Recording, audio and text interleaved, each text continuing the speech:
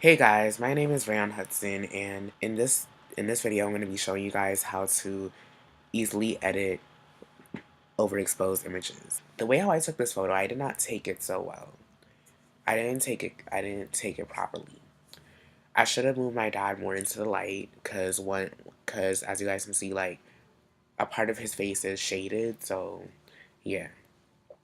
I can pull up the shadows and stuff, but with the tone curve adjustments, it probably wouldn't work. So here's the easiest way how to edit photos like this. So um, I created this black and white preset called Calm, and basically how I'm gonna use this preset on this photo is I'm gonna bring up the exposure a little bit, and I'm gonna bring up the blacks a little bit.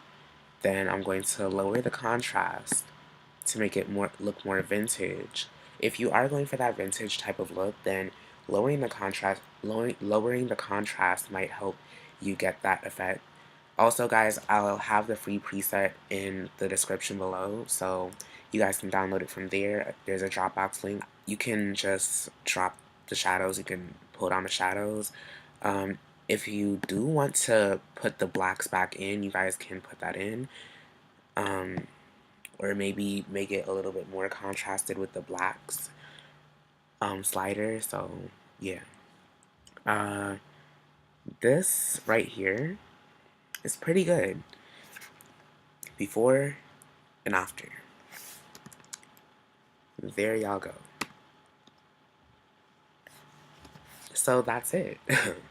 If you guys like this video, please give this a thumbs up, um, and comment down below and subscribe to my channel if you want to see more of these videos, and click the bell icon next to the subscribe button, just so you can get notifications when I upload. And I'm sorry I haven't uploaded in like a month, because my computer wasn't working, and it was getting fixed, so it's fixed now. So yeah,